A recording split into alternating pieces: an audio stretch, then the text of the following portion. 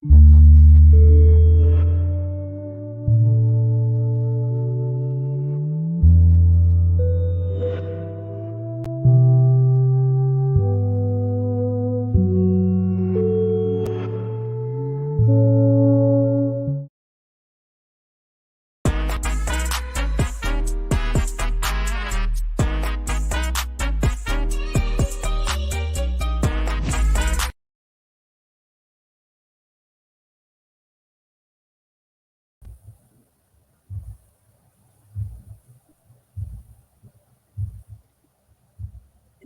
en vivo.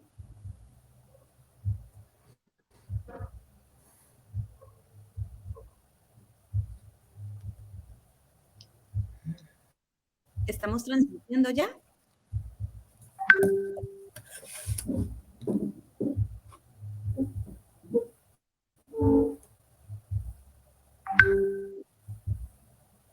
Muy buenas noches.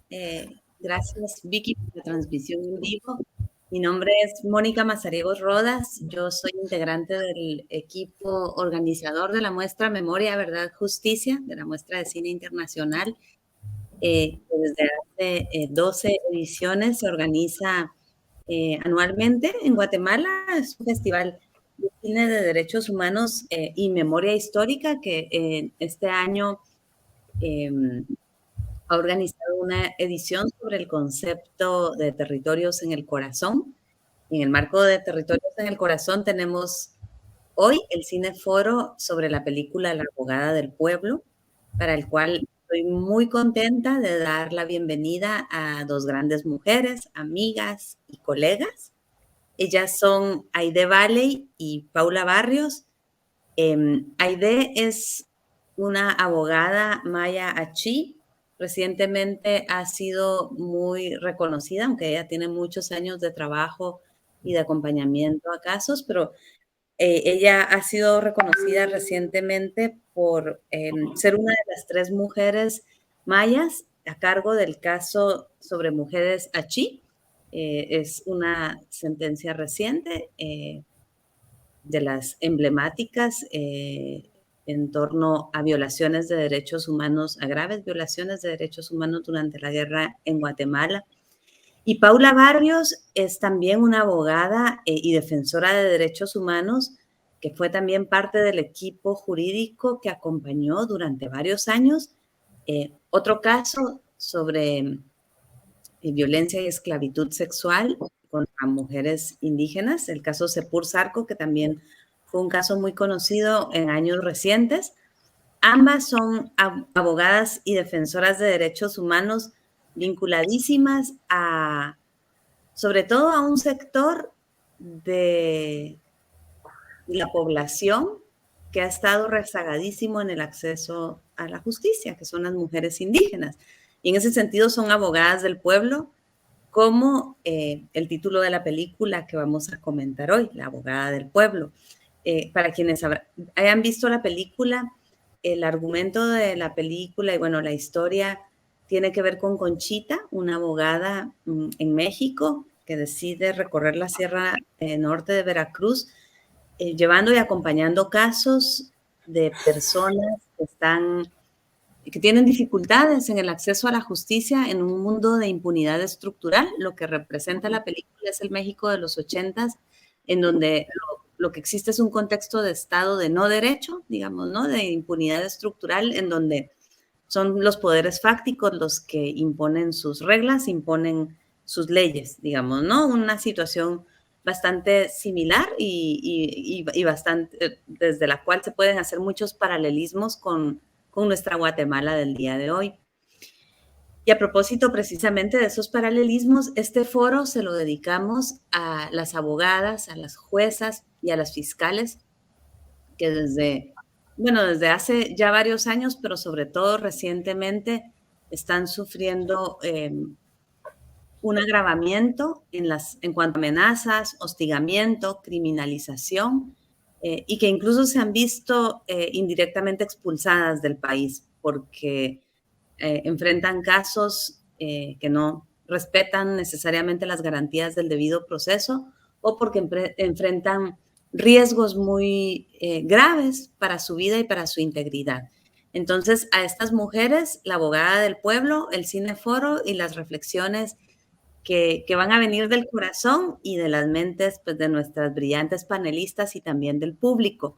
Yo invito desde ya a las personas que nos acompañan en esta transmisión en vivo a que participen a través del chat de la muestra Memoria, Verdad, Justicia, pero también de Prensa Comunitaria, Plaza Pública, Ruda, Quórum, Factor 4, Azacuán, No Ficción y La Cuerda, que son medios amigos que nos están retransmitiendo y que se han comprometido de forma desinteresada y amistosa con esta muestra de cine para poder llegar a un público más amplio en estos debates críticos que nos urge tener como sociedad, sobre todo en torno a estos temas y en torno al reconocimiento precisamente a juezas, a fiscales, a abogadas, que como tanto las que se han tenido que ir del país como las que se quedan en el país, están llevando a cabo, digamos, ese rol que están teniendo, que están jugando en el país tan importante, ¿no?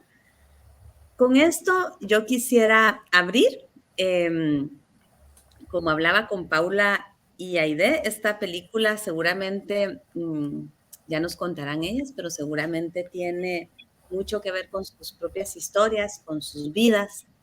Y me gustaría comenzar quizás por, por un asunto muy profundo que por ahí, a mitad de la película o un poquito antes de la mitad, Conchita menciona.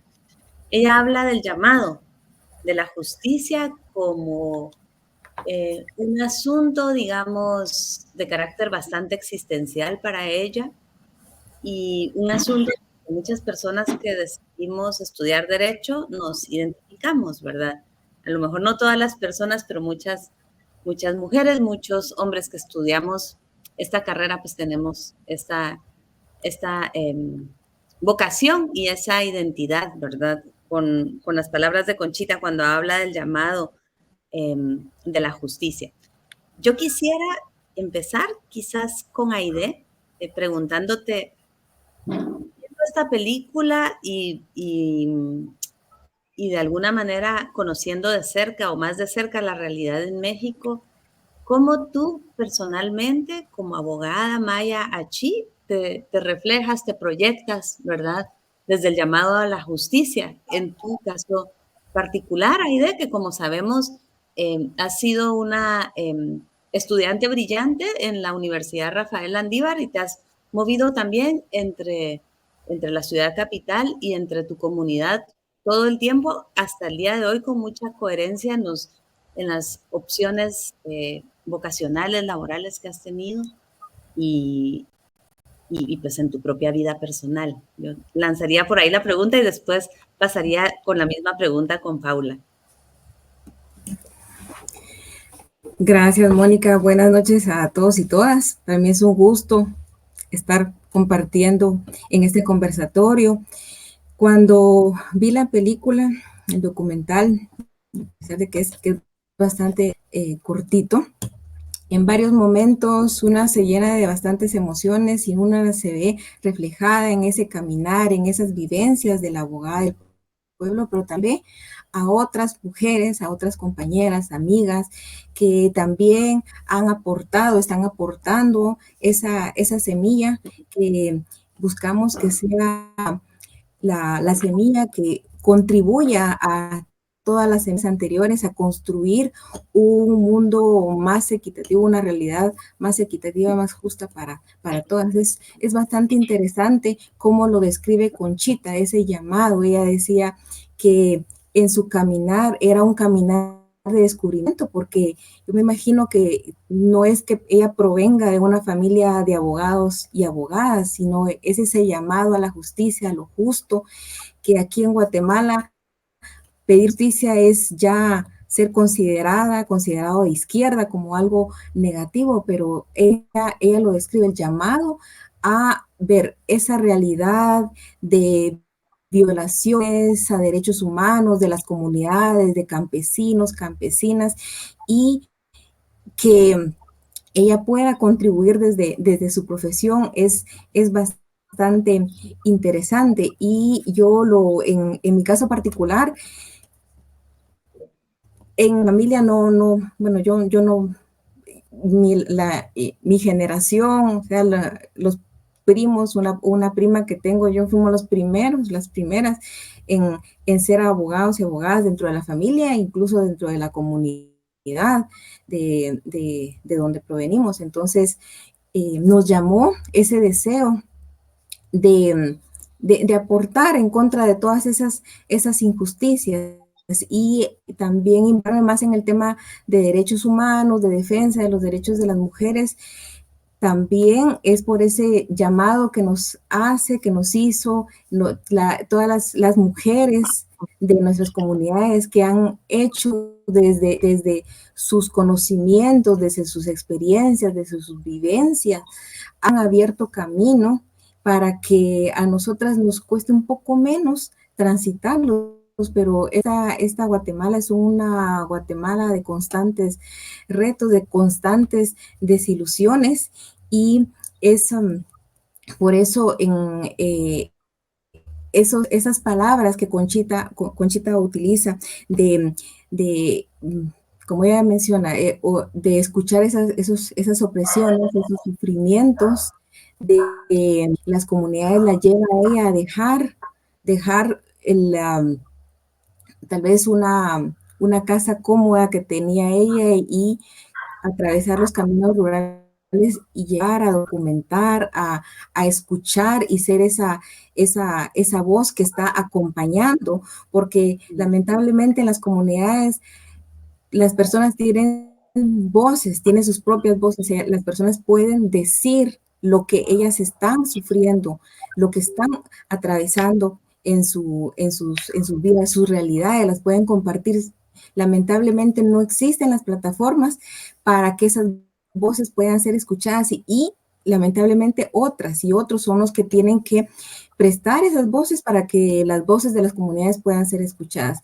Y eso es una realidad que estaba sucediendo en los 80s, que sucedió aquí en Guatemala en los 80s y que se sigue dando. Entonces, pues simplemente compartir eso, de reiterar que así como a mí me llamó la justicia, a otras mujeres, particularmente a las mujeres achí, ellas mencionan que también decidieron buscar justicia por todas las mujeres que ya no pudieron hacerlo, porque fueron asesinadas brutalmente por las violaciones sexuales, y ellas estaban hablando no solo por ellas mismas, sino por todas esas mujeres que no pudieron hacerlo.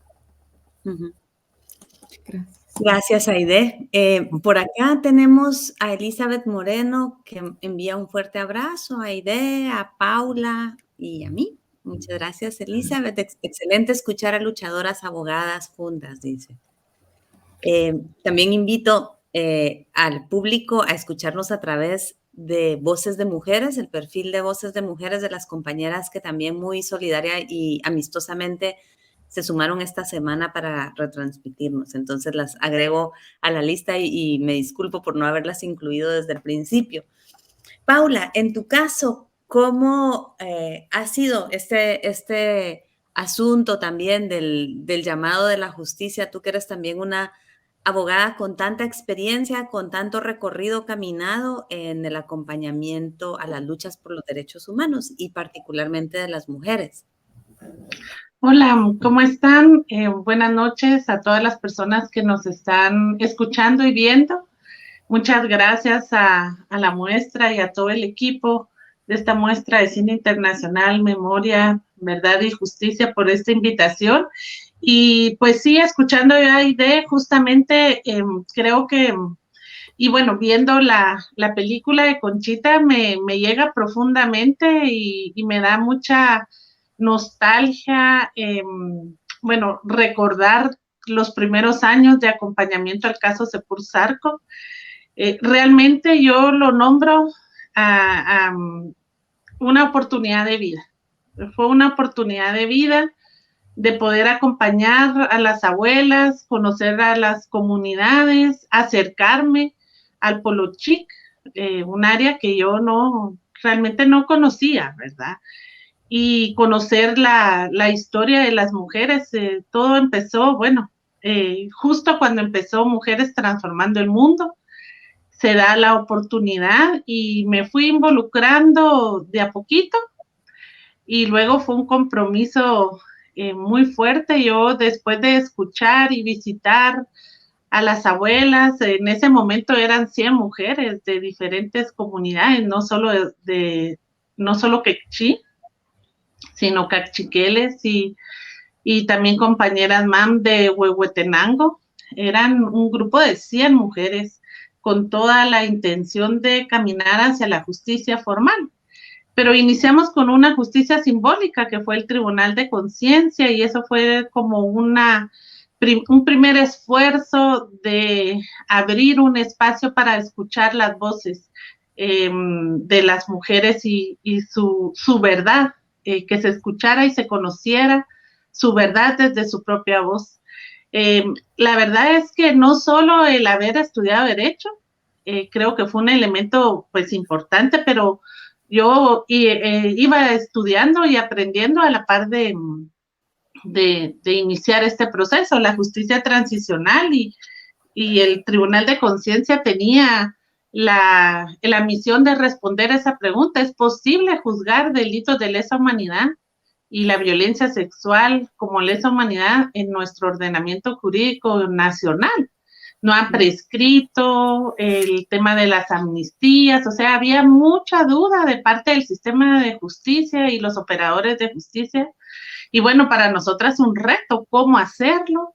¿Cómo acercar este sistema a las mujeres? ¿Cómo ser ellas el centro de este proceso? Y creo que también mi construcción desde el movimiento de mujeres, acercarme al feminismo y el movimiento de mujeres, fue una herramienta fundamental de cómo hacer ese proceso, cómo acompañar, y luego el aprendizaje de las comunidades de su propia cultura, cómo logramos hacer esa hegemonía, cómo armonizar y que este proceso fuera en sí mismo un proceso de dignificación, de memoria, de reconocimiento y de dignificación, un proceso ya llevamos 12 años, porque esto no se ha terminado, pero 6 años por lo menos para lograr la sentencia. Y entonces hay una parte personal de mucha satisfacción y un compromiso muy grande de haber logrado encontrar una estrategia, construirla. Por supuesto que esto es un trabajo en equipo de varias organizaciones que intervinieron en su momento, acompañando desde el acompañamiento psicosocial que dio ECAP y que sigue dando en las comunidades, y que incluso daba antes que iniciáramos ya este camino de justicia formal, una AMG con toda la apuesta política y los derechos humanos de las mujeres, y nosotras pues teníamos el gran reto de responder ante ellas y las comunidades y las abuelas, pues cómo trazar ese camino de justicia. Entonces, personalmente, la película de Conchita me lleva a esto, ¿verdad? Esa reflexión de cómo lo hicimos justamente igual, atravesando ríos. No teníamos ni siquiera el acceso a estas comunidades, son todo un reto. A veces no podíamos pasar por la lluvia, luego no podíamos regresar. Bueno, también había mucho de lo que enfrentan las comunidades, o sea, esa falta de acceso para poder hacerse escuchar o lograr llegar a un ministerio público, por ejemplo. Ese trabajo con las fiscales, que personalmente fue un aprendizaje en todo sentido, hacer equipo con todo el equipo legal, los peritos, las peritas, y luego una parte personal también que implica, y que justo lo decía la hija de Conchita, los sacrificios que hay que decirlo, es una realidad, no solo para las mujeres sobrevivientes, que también implicaba salir de su comunidad y dejar a su familia, dejar sus animales, su vida cotidiana, ¿verdad? De la misma manera lo hacíamos y lo teníamos que hacer el equipo. Un equipo conformado la mayoría por mujeres, casi que solo mujeres, mujeres fiscales, mujeres abogadas, mujeres psicólogas, y que implicaba también y que ha tenido pues un desafío a nivel personal dentro de esta experiencia, pero para mí fue una oportunidad de vida, ha sido una oportunidad tener esta posibilidad de acompañar a un grupo y ojalá. Me han dicho, Paula, otro caso Sepulsarco no vas a repetir, y yo espero que sí, ¿verdad? Yo espero la oportunidad. Lo viví en el 2004 con el caso de Juana Méndez, también fue un caso emblemático, un reto, luego Sepulsarco, y espero todavía tener la posibilidad de acompañar a otras. Muchas gracias, Paula. Retomando bastantes cosas que has dicho y también las reflexiones de Aide, yo me pregunto, pensando en Conchita y pensando en ustedes y pensando en todas las mujeres, como tú mencionabas, que no son solo abogadas, también hay psicólogas, también ha habido comunicadoras, digamos, hay legiones de mujeres trabajando en estos casos, frente a quienes uno se pregunta cómo hacen,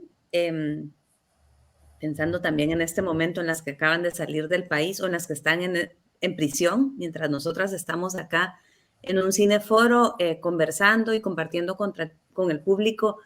Hay mujeres en prisión, eso no lo olvidemos nunca. ¿Cómo se hace para surfear, verdad?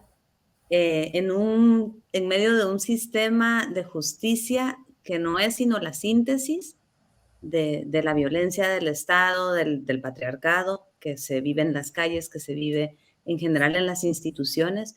Yo quisiera que ustedes nos hablen de esa especie de making of que hay en los procesos penales, ¿verdad? Como en las películas, todo lo que pasa detrás de cámara. Yo nunca voy a olvidar una conversación que tuve con Paula alguna vez, cuando ella me contaba cómo en los tribunales, pues, no solo ya de por sí la experiencia de la gente que viene, de las mujeres, de las comunidades, muchas por primera vez a la ciudad, a esta gran torre, ¿verdad?, de tribunales, estas salas de marfil, la bandera, todos estos símbolos de un Estado que no necesariamente representa a todos los pueblos que vivimos ahí y que de alguna forma también es juez y parte, ¿verdad?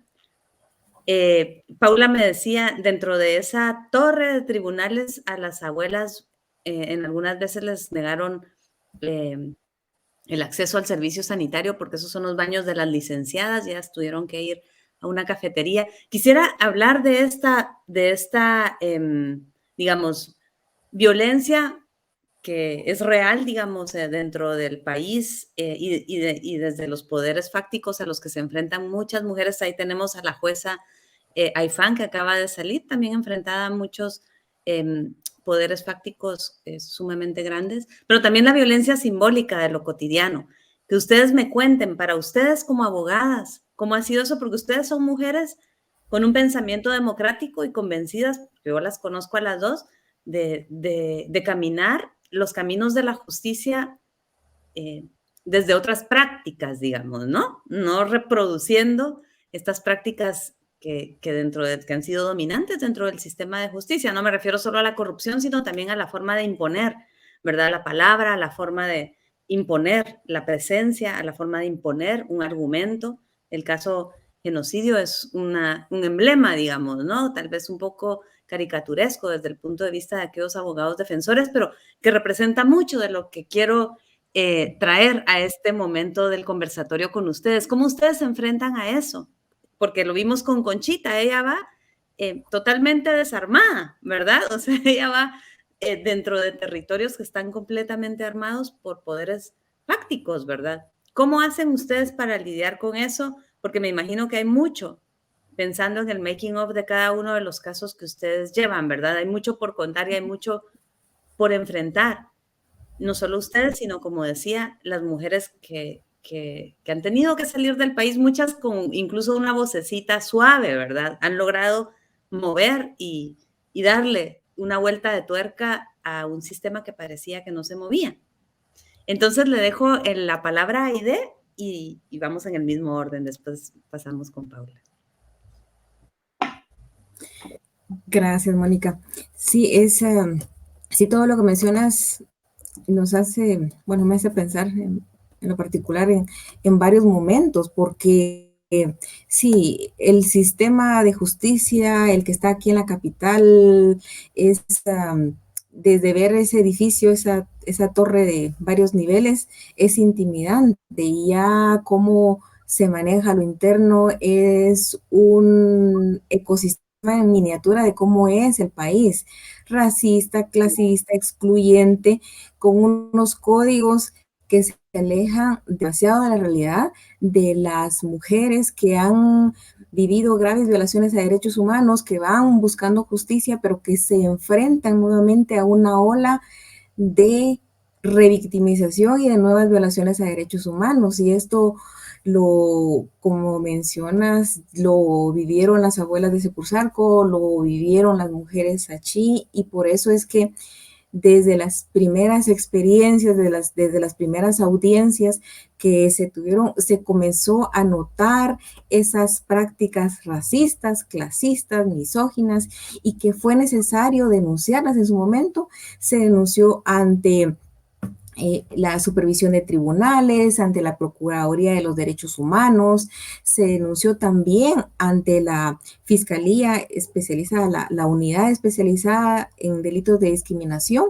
Ninguna de esas tres instancias pudo hacer algo a pesar de toda la insistencia, de todas las pruebas que se presentaron de cómo estaban siendo nuevamente víctimas de otras violaciones a derechos humanos, revictimizadas y particularmente objeto de discriminación por esas prácticas de reproducción del racismo interiorizado, de esos estereotipos que las hacían ver a estas mujeres como ciudadanas de segunda categoría. Y aquí podría poner ejemplos bastante duros de mencionar, pero a pesar de que estos tribunales, por ahí podemos ver jueces bastante conscientes de su rol, como garantes, como personas que tienen el deber constitucional de impartir justicia, pero también vemos a otras personas que expresan lo que sus pensamientos permiten, esas prácticas racistas. Y eso no solo se da acá en la ciudad capital, sino también en los tribunales del interior. Ahí vemos pequeñas mafias que operan, que funcionan. Ya se sabe quiénes son los abogados y abogadas que van a ganar todos los casos, porque bueno, tienen tratos con los jueces, con los fiscales, y por eso es que sus casos vayan a ganar, no porque sea el más brillante, el que tenga mejores argumentos, sino es el que es parte de esas redes. Y alrededor de eso hay personas, hay mujeres que son estas luchadores y luchadores anónimas, que como Conchita se enfrentan ante ese sistema, dan la batalla, defienden su verdad, sus posturas, buscan justicia, y poco a poco van haciendo cambios. Entonces es bastante difícil, es todo un reto, porque en el derecho penal se tiene la imagen no solo de un abogado, hombre, gritón, que es el que se impone, que es el que llega en las audiencias y el que más grita, el que comienza con los gritos, no con argumentos. Ese es el buen abogado. Entonces, son esos códigos contra los que hay que luchar, y contra los que, bueno, tratamos el equipo de abogadas, pues, aportar desde nuestros conocimientos y desde nuestra convicción, de nuestro compromiso con las mujeres indígenas, de poder acompañarlas en ese caminar, en esa decisión que habían tomado de buscar justicia, llegar a las últimas consecuencias y luchar y denunciar todas esas de,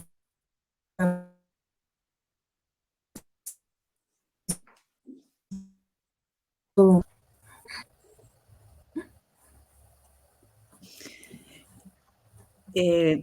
Muy bien. Por un ratito te perdí, pero creo que fue cosa de mi señal. Sí, Aide, muchas gracias. Me dejas pensando mucho en eso. También otra idea, y ahora le paso el micrófono a Paula, tal vez ella complementa desde esa perspectiva. ¿Cómo hacen ustedes para enfrentarse al gritón?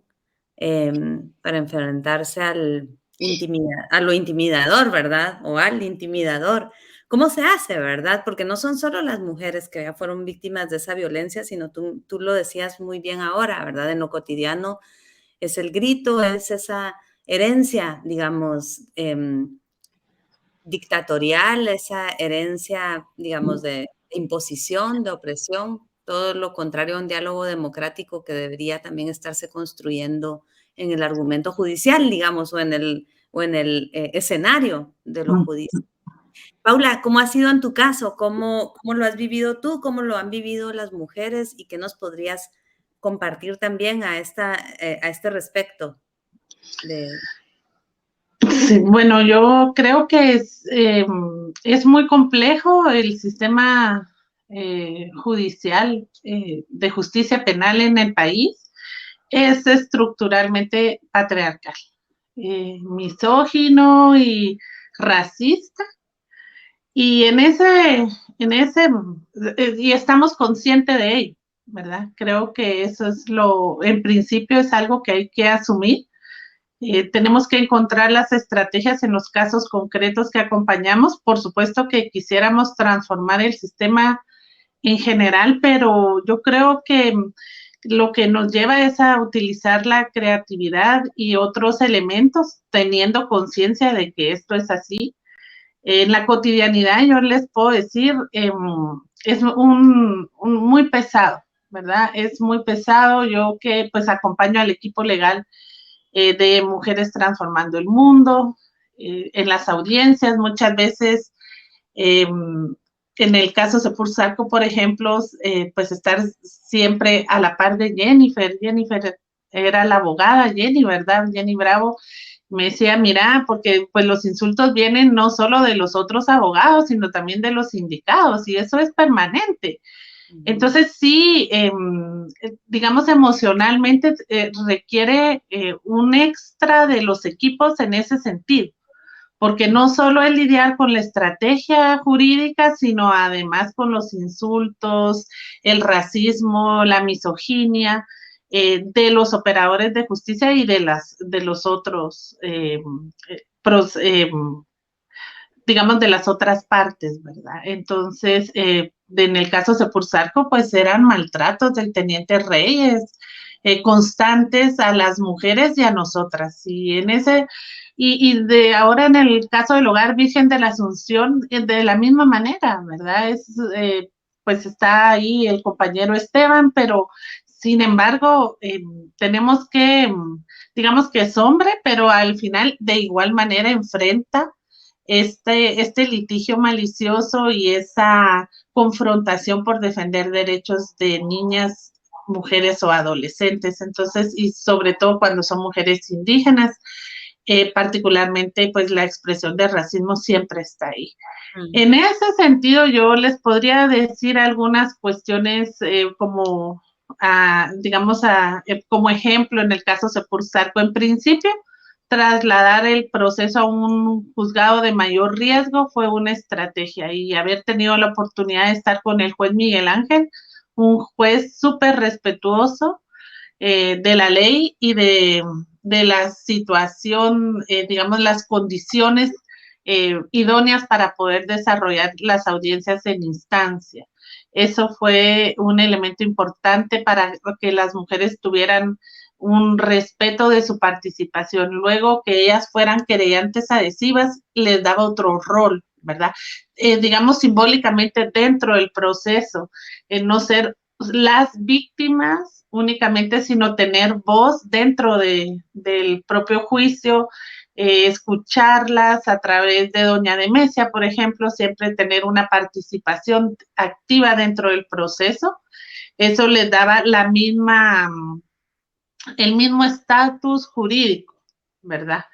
Que muchas veces la víctima no lo tiene si no tiene ese rol de querellante adhesiva.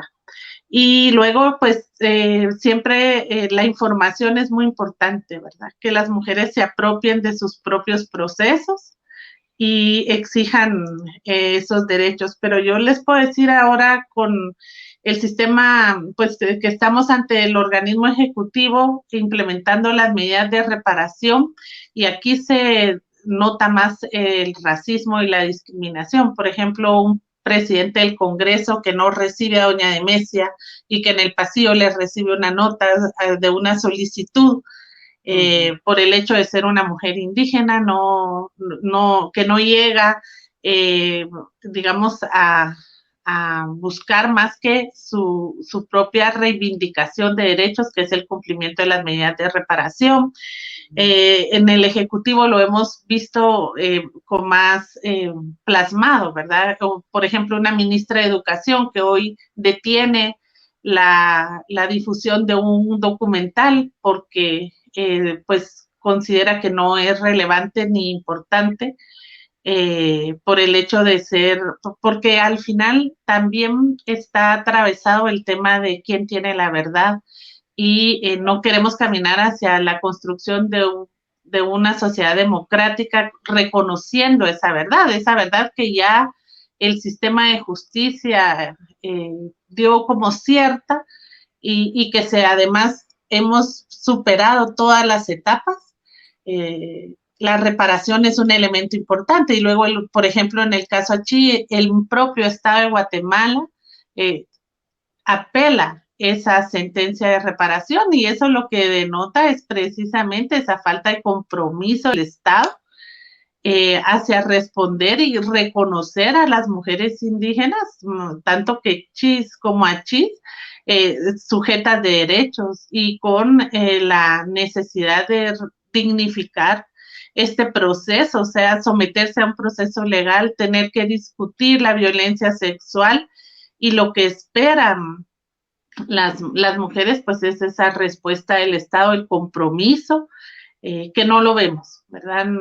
Pues estamos en un sistema patriarcal, pero hay que ir, como tú dices, si las mujeres, porque esto es una respuesta y un compromiso colectivo, ¿verdad? No es que nosotras sometamos a las mujeres a este sistema, si ellas quieren transitar por la justicia, pues nos vamos a enfrentar a estos elementos y tenemos que encontrar estrategias que acompañadas desde un movimiento de mujeres feminista, además, un movimiento desde los pueblos, el acompañamiento a estas voces que sobre todo en su entorno más cercano es donde debemos empezar por esa dignificación y ese acompañamiento. De esa manera vamos generando esas redes de apoyo, esos círculos de protección y de acompañamiento que de alguna manera generaba esa protección hacia las mujeres, pero que nosotras también como mujeres tenemos que enfrentar en este sistema día con día. Sí. Sí, me imagino súper complejo y ni hablar de todo aquello que se queda pendiente, digamos, todo aquello que la justicia no alcanza a reparar. Tal vez de eso podemos hablar al final del conversatorio. Yo les quisiera entregar a ustedes un montón de saludos y palabras que hay de las personas que nos están escuchando. Por acá está Janet Asensio. Saludos, compañeras, amigas. Ustedes son ejemplo de facilitar caminos hacia la justicia para el pueblo. Luego tenemos a Elba Diegues Santos. Abrazos, compañeras. Sus luchas son ejemplares, al igual que Conchita, desafiando y enfrentando adversidades, sobre todo esto que ustedes nos acaban de contar ahora en este segmento. Lucrecia nos dice saludos y mi admiración a todas las féminas. Nosotras podemos transformar el mundo. Ana Silvia Monzón está por acá mandando un saludo también. Abogadas comprometidas y valientes. Gracias. Muy buena la contextualización, Mónica, dice Elba. Gracias, Elba. Sebastián Pedro, gracias, mujeres luchadoras, sembradoras de presente y futuro, de memoria también. Este Belejeb Bats les podemos honrar, ojalá con tanto por hacer el hilo de su historia, nuestra historia. Y María Azucena Ortiz Vidaurre, excelente, mujeres transformando el mundo. Quisiera pasar a una pregunta quizás más personal y más específica. Hablábamos con Aide acerca de esta parte, bueno, y también lo hablamos contigo, Paula, esta parte del documental. Como vimos, el documental recoge muchas dimensiones, ¿verdad? De la problemática desde lo macro, la presencia de los poderes fácticos, esa violencia que se vivía, la falta de acceso a la justicia y demás. Y digamos, una parte muy importante que hizo, yo creo, fue recoger el interior de la vida familiar y toda esta especie de, entre comillas, deuda que a lo mejor Conchita había sentido a lo largo de su vida y de su carrera bueno, hay una de las hijas que está ahí entrevistada, ¿no? Con su hija. Y es interesante cómo la hija cierra y el poder también del cine en este sentido más terapéutico, ¿verdad? Porque a través de este documental su hija le rinde homenaje con palabras que a lo mejor no le había dicho antes, ¿verdad? Cuando en otras palabras le dice que no se preocupe, pues que todos esos años como de reproche y de precisamente por la ausencia de su mamá, porque ahí lo que rescata el documental es que había crecido un poco con su abuela y con su tía. Es interesante también toda esta dimensión, cómo se cierra a través de esta película, ¿verdad? Y bueno, como nos decía la moderadora del foro anterior, Claudia, una abogada mexicana, Conchita, murió recientemente, pero es interesante cómo a través de este documental también hubo cierres posibles. Yo quisiera pasar a esa dimensión con ustedes.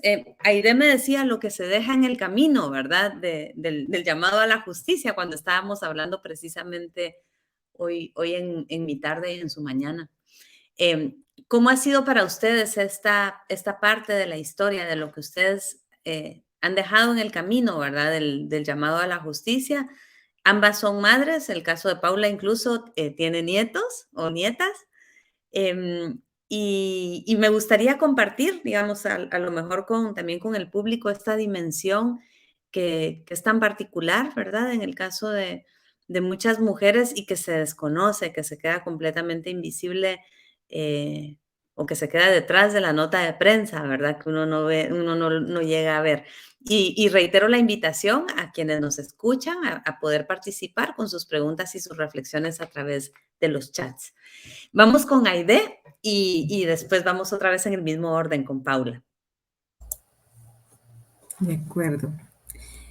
Sí, este documental tuvo varios momentos en los que a mí se me estrujó el corazón y sí, se me llenaron los ojos de lágrimas, y uno de los momentos fue escucharla a ella, como sentir que por esa lucha tan importante en su vida, de ese descubrimiento, de ese abrir caminos, tuvo que ser una madre ausente, pero como la hija dice que al conocer a las personas con las que ella trabajó, a las que acompañó, ella entendió y comprendió mejor cómo fue, qué representaba a su mamá, que ella no era una sola persona, sino un colectivo.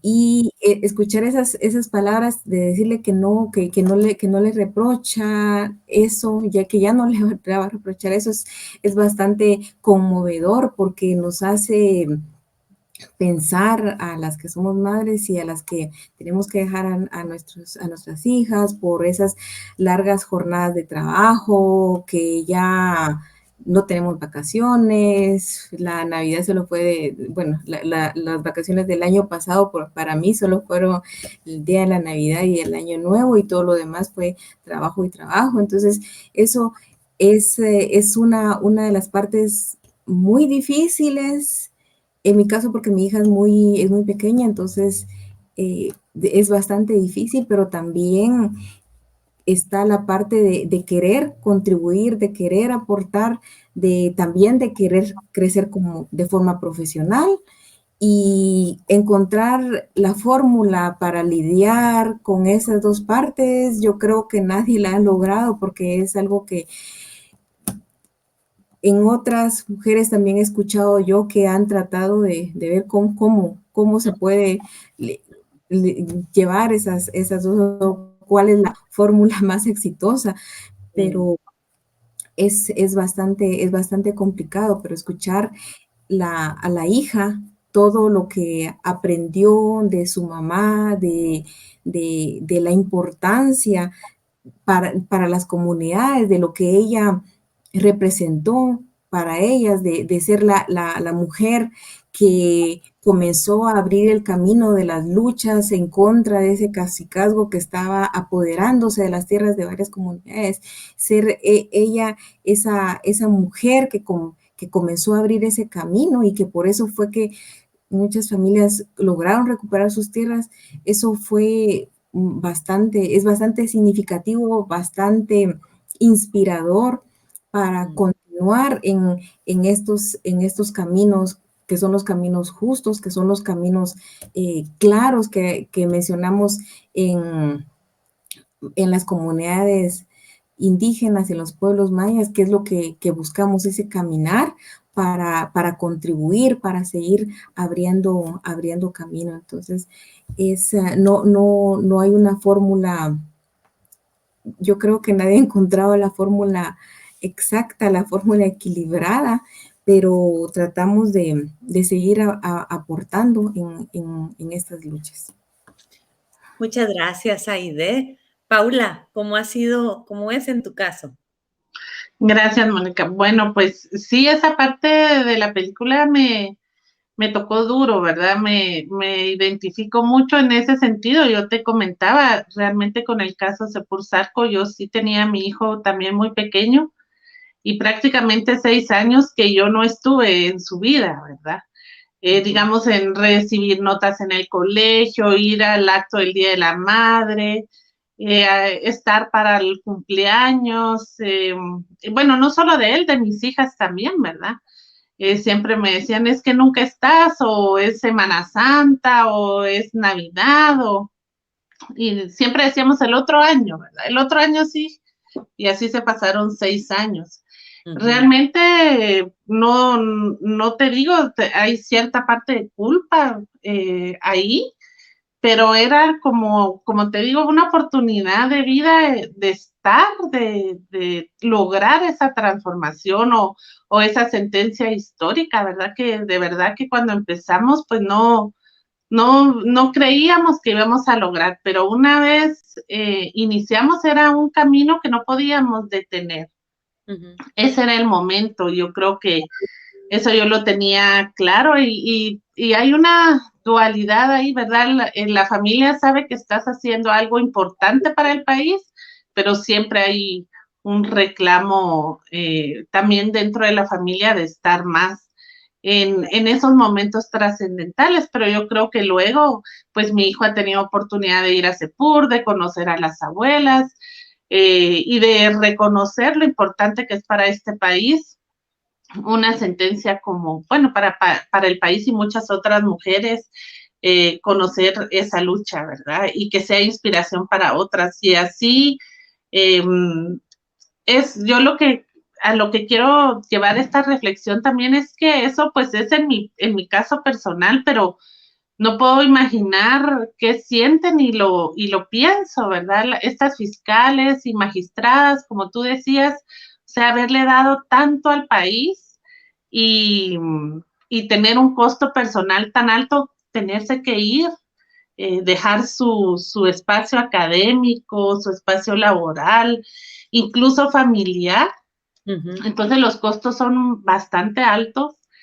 Y yo sí me pregunto dónde encuentran esa satisfacción, ¿verdad? Por supuesto que es una convicción, pero ¿cómo es que somos a veces tan indiferentes a ese costo que tiene para las mujeres este tipo de trabajo, ¿verdad? O sea, no puedo imaginarme para, para esta jueza que tuvo que salir ahora, después de estar llevando casos tan emblemáticos y tener que dejar todo, soltar todo esto e irse, pues una Claudia Paz, una Telma Aldana, Claudia Escobar, pues tener que salir, y otras que han vivido con ese acoso permanente dentro de esos espacios, María Eugenia Mijangos como magistrada del Tribunal Supremo Electoral, Yasmín Barrios, etcétera, tantas mujeres que al final apuestan por un desafío tan fuerte que es el aplicar justicia, el luchar por la justicia, fiscales que pues así como Virginia La Parra, que hoy está privada de libertad después de haber, y las otras compañeras de la FESI o de CICIG que han dado tanto, o sea, su compromiso personal. Yo creo que lo que más me preocupa o quisiera yo entender es cómo este trabajo es respaldado por una sociedad, ¿verdad? No solo por tu entorno familiar, que es importante, por supuesto. Ese espacio tenemos que democratizar más y que se comprenda, pues, que los roles también de las mujeres muchas veces profesionales deben ser acompañados de otra manera y entendidos de otra manera en el ámbito más cercano, familiar, pero como una sociedad también de alguna manera coge, reconoce estos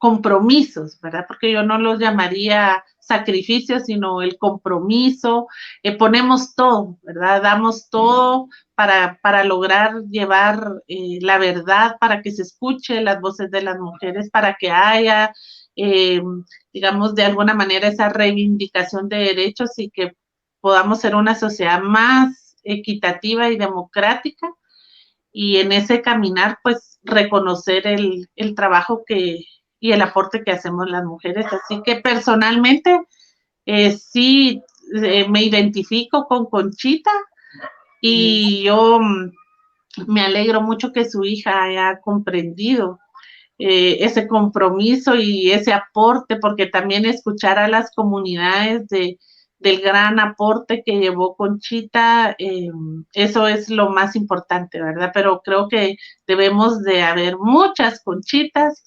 en cada uno de los espacios, ¿verdad? No debiera ser algo extraordinario, sino debiéramos tener todas las mujeres la posibilidad de acompañar. Lo que sí denota es ese compromiso que tenemos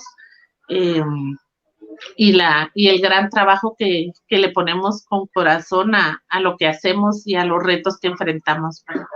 Sí, sí, y sobre todo yo creo, escuchándolas a ustedes y pensando un poco en la película, también hay que tener súper en cuenta que no todos los cierres o no todos los finales son como el de Conchita y su hija, ¿verdad? Hay muchas historias que se quedan, por el contrario, abiertas, o hay rupturas, ¿verdad? Con las que las personas que han optado por la lucha por la justicia tienen que lidiar, ¿verdad? Ya ustedes bien decían, cómo se repara, digamos, toda el daño que se hace a una persona que tenía una trayectoria o que había dedicado tantos años para hacer una carrera judicial, digamos, ¿no? Alguien que se dedica o que tiene la vocación de ser juez es en un determinado país, es en la aplicación de ese derecho y es en esa carrera. Y entonces hay como muchas rupturas acá, que son preguntas que se quedan abiertas en este debate, ¿verdad? Tanto a nivel familiar, como ustedes muy bien planteaban, como a nivel social, porque muchas veces, tal como tú decías, Paula, o sea, el reconocimiento de la sociedad es una cuestión pendiente, ¿verdad? Porque no necesariamente estamos tan conscientes. Y por eso es importante este conversatorio, esta película y de alguna manera rescatar esta situación que se está viviendo en este momento, ¿verdad? Como decía hace un rato, mientras nosotras hablamos acá de una película, hay personas en la cárcel, hay personas fuera del país, a lo mejor con un dolor, con un corazoncito roto por haber tenido que hacer algo que no necesariamente estaba en su plan de vida. Yo quisiera acá pasar ya para ir cerrando, porque se nos va acabando el tiempo, la conversación está buenísima, pero tenemos 2 preguntas. Y quizás voy a lanzar la primera de Luis. Él pregunta cómo se logra mantener el espíritu de lucha y búsqueda de justicia en un proceso que se puede alargar en el tiempo, cómo levantarse cada día confiando en que en la defensa de la verdad se hará justicia. ¿Cómo se hace eso? Vamos en el mismo orden. Si quieren, pues hacemos esta respuesta breve porque tenemos otra pregunta todavía de Sebastián Pedro por ahí pendiente. Gracias, Aide. Te dejo a ti la palabra. Brevemente, es todo un reto porque si ese espíritu de lucha no solo lo buscamos mantener de una forma constante y que crezca, sino también de las mujeres a las que acompañamos, porque en los procesos, en sus procesos, esto también es un altibajo. Están llenos de esos ciclos dolorosos, de esos recuerdos, de ese querer ya llegar a ese objetivo de alcanzar la lucha, pero la justicia, pero ¿qué es la justicia? Entonces, no solo es tener bien claro es la importancia del aporte, de ese compromiso que se tiene con estas luchas que nos han, o la batuta que nos han dejado traspasado nuestras abuelas, sino también cómo acompañar a las que están al frente, a esas mujeres, a esas sujetas políticas, a esas actoras de cambio. Y yo creo que algo bastante importante en estos procesos es esa sororidad, ese apoyo de otras mujeres. En el caso de las mujeres Achi, el haber sido 3 mujeres indígenas, las unas a las otras nos estábamos apoyando porque no, es bastante difícil. Entonces, en algunos momentos, pues, era alguien que trataba de animar a otra, y en otros momentos eran las otras que la trataban de animar a una, pero esa sororidad que hay entre mujeres fue bastante importante, y lo mismo sucedió dentro del grupo de mujeres Achi. Cuando alguna estaba desanimada, ya estaban las otras para apoyarla, y poco a poco se fueron viendo como un grupo, como esa identificación que tenían como colectivo, esa pertenencia, ese ver su proceso como una lucha común, el estar, no solo ser una mujer, sino ser otras mujeres, y ser 36, estar apoyándose las unas a las otras, porque había que dejar la casa, había que dejar los hijos, las nietas, el esposo, en algunos casos. Entonces, fueron esos momentos en los que se necesitaron las unas a las otras. Vamos contigo, Paula. Gracias. Bueno, sí, es una pregunta difícil, ¿verdad? Yo estaba tratando de identificar, creo que pues el compromiso, porque yo tengo 25 años de estar acompañando a mujeres sobrevivientes de violencia para el acceso a la justicia. Inicié más o menos entre 18 y 19 años, me acerqué a la primera organización de mujeres, al Grupo Guatemalteco de Mujeres, para conocer todo este tema de acompañar para el acceso a la justicia por violencia, y así he estado siempre he tenido esa oportunidad de estar en la defensa de los derechos humanos.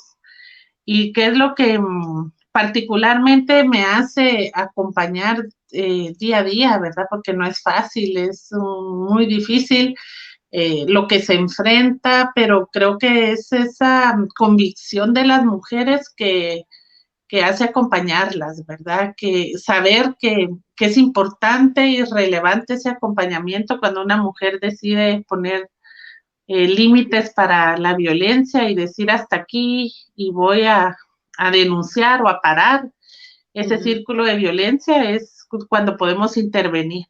Yo he ido creciendo y también transformando mi pensamiento, ¿verdad? Desde creer que yo tenía que decidir por las mujeres, que ellas no tenían las condiciones por ser sobrevivientes de violencia, hasta entender que son sujetas de derecho y que nosotras estamos para hacer un apoyo en un momento estratégico y que somos eso nada más, ¿verdad? Un apoyo, una persona que escucha, que acompaña y que genera con creatividad estrategias para que ellas puedan caminar ese camino que quieren, ¿verdad? De reivindicación de derechos, pero también entender que, o por lo menos el compromiso de transformar la sociedad, de ir más allá, ¿verdad? No solo es el caso en concreto, sino que estamos transformando esa estructura de a poquito, gota a gota, porque yo tengo el compromiso de tener, de querer un mejor país para las mujeres, un espacio sin violencia, una mejor vida para las niñas, que no tengan que enfrentar una maternidad forzada, ese continuum, parar con ese continuum de la violencia, desde el conflicto armado o antes hasta ahora, ¿verdad? Y cómo podemos ahí dejar o dar un aporte para que las sociedades guatemaltecas tenga, para las mujeres sea un espacio de felicidad y de un buen vivir, ¿verdad? Yo creo que el compromiso está ahí y el poder tener los mecanismos para hacerlo es lo que nos acompaña, pero ojalá más personas se sumen a tener este trabajo de una sociedad más democrática, pero sobre todo una mejor calidad de vida para las mujeres. Muchas gracias, Paula. Tenemos varias preguntas. Yo propondría, hay una que es general, que creo que se las puedo hacer todavía a ambas si me dan una respuesta muy breve. Y hay otras dos que las puedo dividir para cada una. Elizabeth Moreno nos lanza una pregunta muy interesante. Esas se las quisiera hacer en general a ambas, si la pudieran responder muy concretamente. Ella dice, ante la cooptación del Ministerio Público, el organismo judicial del Estado, ¿qué escenarios futuros consideran ustedes que enfrentarán en la justicia transicional, la justicia para las defensoras de derechos humanos y tierra y territorios? Una pregunta difícil, pero le doy el micrófono a Aide brevemente y de ahí a Paula, para ya cerrar con una ultimita ronda de preguntas. Sí, definitivamente es un escenario bastante difícil porque, como bien lo dice Elizabeth, estamos ante un contexto, una coyuntura de cooptación de todas las instituciones de justicia, pero no quisiera pensar que esto va a obstaculizar bueno, sí va a obstaculizar, pero no va a impedir que estos procesos continúen, porque si hacemos memoria, los primeros casos que se llevaron de justicia transicional atravesaron periodos bastante difíciles, mucho más difíciles quizás, y aunque esto no quiere decir que no se sigan enfrentando estas mafias, este pacto de corruptos, sí hay que tener esa convicción de que es necesario continuar con esos procesos, que hay bastante experiencia, que hay abogadas y abogados jóvenes que se están sumando a estas luchas, que hay procesos abiertos, que en la justicia transicional la justicia en el sistema nacional está caminando, está ahí porque hay procesos abiertos y porque aún quedan algunas juezas, jueces, fiscales que están comprometidos con la justicia, con llegar a la verdad, y eso me hace pensar a mí que estos procesos van a seguir avanzando porque hay sobrevivientes, hay organizaciones que tienen claridad sobre sobre la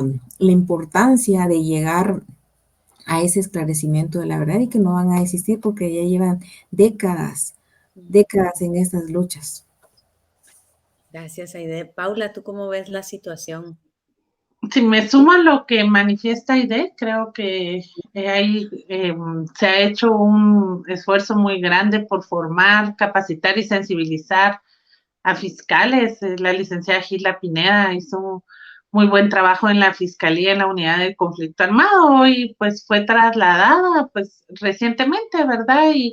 Pero siempre hay fiscales que han tenido esa formación y esas directrices, y que pues confiamos en que continúen con su trabajo. No deja, por supuesto, de ser preocupante y además indignante que, que sea tan descarada la cooptación de estas instituciones y se esté manipulando una comisión de postulación para que la misma fiscal continúe, y si es reelecta, lo único que tenemos que tener claro la sociedad es que está cooptado el Ministerio Público y que hay que actuar, pero es que necesitamos de ese compromiso y de la sociedad en general, ¿verdad? De no creerse esta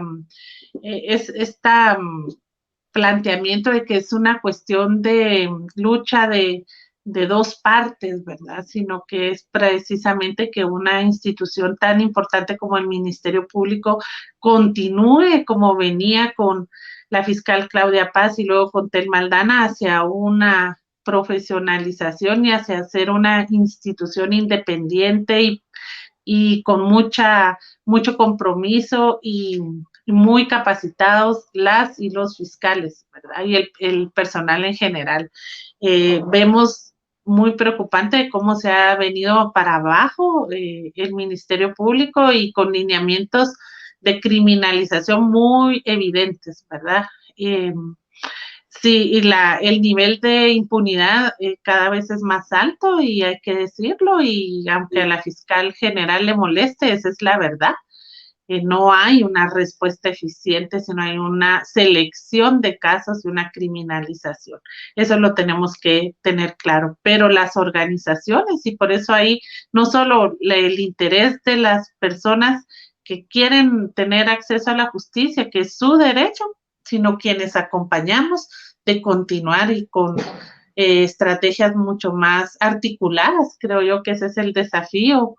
En una justicia transicional, por ejemplo, no podemos pensar en que vamos a continuar eternamente en ese sistema, porque se va agotando las posibilidades. Hay que generar estrategias. Yo pienso y considero que en el caso de las mujeres ya ha sido probado que la violencia sexual es sistemática y generalizada. Eso ya es un hecho con todos los casos, Molina Teysen, Sepursarco y el caso Achí. Así que ahora se pueden llevar casos colectivos, por ejemplo, ¿verdad? Pensarse otras estrategias que de alguna manera permitan que las mujeres tengan acceso a la justicia, o que las comunidades en general puedan continuar denunciando y obteniendo sentencias por los hechos ocurridos en el conflicto armado. Pero el Ministerio Público está en riesgo muy fuerte de retroceder, y en ese sentido sí tenemos que estar muy atentas y muy atentos y intervenir en ese sentido. Muchas gracias, Paula. Yo voy a cerrar este conversatorio aquí hay algunas preguntas de las cuales voy a hacer una síntesis, porque me parece que es una manera clave para cerrar. Uno piensa cuando se piensa en la justicia, ¿no? Suponiendo que todo funciona muy bien, que el sistema cumple con los plazos, con las garantías procesales, y que todo llega a un fallo, digamos, ¿no? A una sentencia. A partir de ahí, la gran pregunta es, ¿la sentencia es el fin o la sentencia es el medio, verdad? ¿Será que la sentencia es el fin de la historia, el fin del proceso, el fin de 6 años, como decía Paula, en el caso del homicidio fueron más de 11 años, etcétera, ¿no? En el caso de Chi, no sé exactamente cuántos años fueron, pero desde que conozco a Aide hace ya, ¿cuántos? 7 años por ahí, está el caso ya, ¿verdad? En su mente, en su preocupación, en su vocación. Bueno, ¿la sentencia es el fin o es el inicio de otra cosa? ¿Dónde queda la reparación? ¿Dónde queda todo aquello que debería venir a partir, digamos, de un fallo judicial pues sabemos bien que solo es de alguna manera el punto de partida para reparar la situación que muchas veces ni siquiera un fallo judicial logra reparar una situación de injusticia estructural, como es el caso de estos dos casos emblemáticos que hablamos con ustedes, ¿no? El caso de las mujeres Achí de Sepulsar. ¿Hay avances o hay retrocesos en esa reparación? Que es al final lo desafiante, ¿no? Hablar de la reparación. En los casos de Pulsarco y de mujeres achíes, ¿qué avances, qué retrocesos ven ustedes? Para cerrar y pensar un poco en el futuro, en el presente y en el futuro. Le dejo el micrófono a Aide y después a Paula, y con esto cerramos el conversatorio porque ya llegamos al tiempo. Gracias, Mónica. Los procesos, este proceso, los procesos de justicia transicional cuando llegan a sentencias son un punto de partida, son precedentes importantes, convierten en verdad lo dicho por las sobrevivientes, por las mujeres, pero son un punto de partida y son un punto de partida en varios sentidos. En primer lugar, porque después se viene un trabajo de búsqueda de mecanismos, formas de implementar las medidas de reparación que son al final lo que se podría materializar para transformar la realidad de exclusión en la que históricamente han vivido las mujeres indígenas en sus comunidades, pero también otra lucha para defender esa verdad que se obtuvo ante un tribunal de sentencia. Ya lo mencionaba Paula, que en el caso de las mujeres Achí, la Procuraduría General de la Nación apeló la sentencia y así como esa apelación, hay otras 4 más, son 5 apelaciones que se presentaron. Entonces ahora defender esa sentencia es un camino, otra fase, y que obviamente no es lo mismo estar en una segunda instancia por apelación de una sentencia que es condenatoria a estar en una segunda instancia con una sentencia que es absolutoria. Los panoramas son distintos, pero definitivamente son todo un reto, otra lucha que inicia. Y afortunadamente en este camino las mujeres están convencidas de que es necesario seguir defendiendo esa verdad, que ya esa verdad, que esa sentencia es sumamente importante porque reconoce la verdad de esas mujeres, pero sí estas sentencias son un punto de partida. Y en cuanto a la segunda parte de la pregunta sobre la reparación, también es un reto, pero sí vemos avances importantes porque en estos casos de justicia transicional, si vamos también un poco para atrás a ver los otros casos que han llegado a sentencia, podemos, por ejemplo, analizar el caso de la masacre en la Embajada de España, que esa fue emitida en el 2015. Esa sentencia, medidas de reparación, solo tiene la indemnización. Y ahí termina. Entonces, vemos que en estos casos ya se ha avanzado un poco hacia una visión más integral, una visión más transformadora de la reparación, pero son semillitas que se van dejando.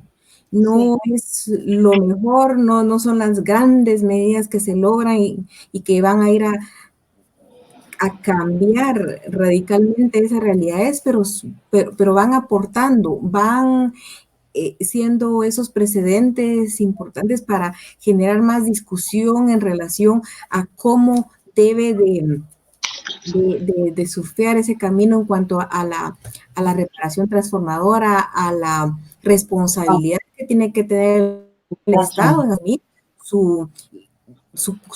el papel que le corresponde en cuanto a prevención, en cuanto a eliminación de la violencia en contra de las mujeres y en cuanto a hacer realidad ese derecho que todas tienen a vivir una vida libre de violencia.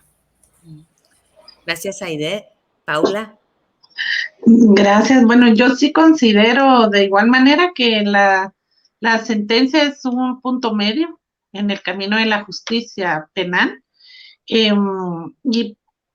creo que los casos, tanto Sepur Zarco como Molina Teyssen y el caso Chile, ha puesto énfasis a la justicia transicional en la importancia de la reparación, de considerar este enfoque victimológico también que la justicia debe tener. En nuestro caso, como Mujeres Transformando el Mundo, hemos puesto énfasis en este sentido, ¿verdad? Digamos que los compromisos internacionales a partir de condenas al Estado por la Corte Interamericana, por ejemplo, pues sí obligan al Estado a cumplir ciertos estándares de reparación. Pero lo que nosotras hemos hecho es aplicar esos estándares a la justicia ordinaria. Y en ese sentido también somos pioneras como país y como procesos en aplicar esos estándares de reparación. Si bien la justicia especializada que establece la ley contra el femicidio establece la reparación digna e integral. Esta se ha manifestado por la costumbre de los operadores de justicia en una reparación económica, pero no tenemos el cómo, ¿verdad? O sea, se establecen sentencias de reparación en cuanto al daño moral y plasmando o cuantificando de alguna manera este daño, pero luego es, ¿y cómo vamos a hacer para que eso se materialice? Dejando, porque esa es una reparación específicamente para la persona condenada o los condenados, como la responsabilidad, pero nosotras además hablamos de la corresponsabilidad del Estado.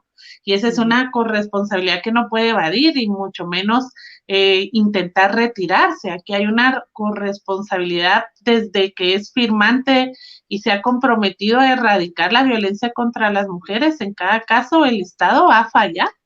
Por lo tanto, tiene que reparar y también establece el Código Penal la responsabilidad de los fiscales de investigar no solo para condenar, sino para reparar. Creo que esta es la tarea pendiente en el sistema de justicia. Nosotras hemos tenido ya sentencias de reparación transformadora en casos cotidianos de femicidio, de violencia sexual, pero estamos de alguna manera empujando el sistema de justicia hacia que se organice para reparar, que tenga una visión más para la víctima y no solo para la sanción, que es muy importante la sanción, pero que también necesitamos la restitución de derechos. El organismo judicial hoy tiene una política de reparación digna y transformadora, ya es un paso que a partir de estas sentencias ha ido caminando, pero es la tarea pendiente y por lo que estamos trabajando muy fuerte de la necesidad de tener una visión más también para la víctima de restitución de derechos y no solo la sanción.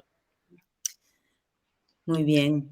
Muchas gracias. Muchas gracias, Paula, y muchas gracias, Aide, porque estas respuestas ayudan mucho como a tener una idea también de en realidad del propósito de la justicia y el sentido reparador y último que tiene la justicia, y ustedes creo que lo han expresado muy bien. La sentencia pues es una parte del camino, nos falta todavía bastante y se reconoce ese camino que se está construyendo a partir de personas como ustedes, de abogadas como ustedes, de abogadas como Conchita, de abogadas como otras que están tanto dentro como fuera de Guatemala, a quienes, repito, les rendimos un homenaje en esta noche, reconociendo, como bien lo decía Paula, el compromiso más que el sacrificio, ¿verdad? Porque al final hay un compromiso ahí que es indestructible, aun cuando se esté dentro o fuera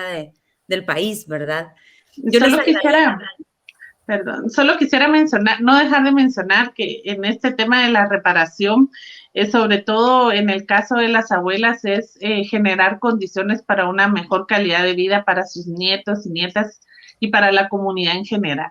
Tiene esa visión, ¿verdad? No solo personalísima, sino también de generar cambios estructurales para sus comunidades y la sociedad en general. Y creo que eso es lo más importante y lo que nos lleva a nosotras a poner la apuesta y el énfasis en esa materia, pero son las mujeres las que quieren cambiar esas condiciones de discriminación estructurales y que esa lucha, ese camino de justicia genere transformaciones y cambios para sus comunidades, sus nietos, sus hijas e hijos.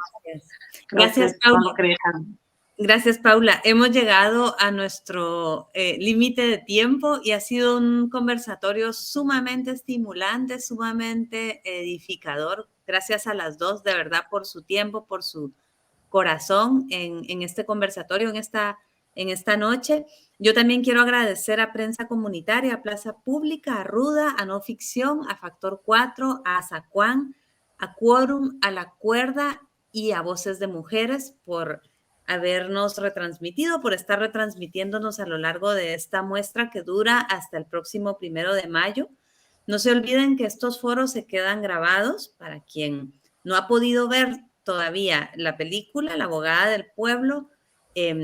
Tanto La Abogada del Pueblo como Los Árboles Mueren de Pie son las dos películas previstas en nuestra programación para el día de hoy y están disponibles en línea hasta la medianoche. Pueden entrar hasta la medianoche a verlas y podrán pues también abrir o consultar los cineforos en nuestra página y en nuestro canal de YouTube.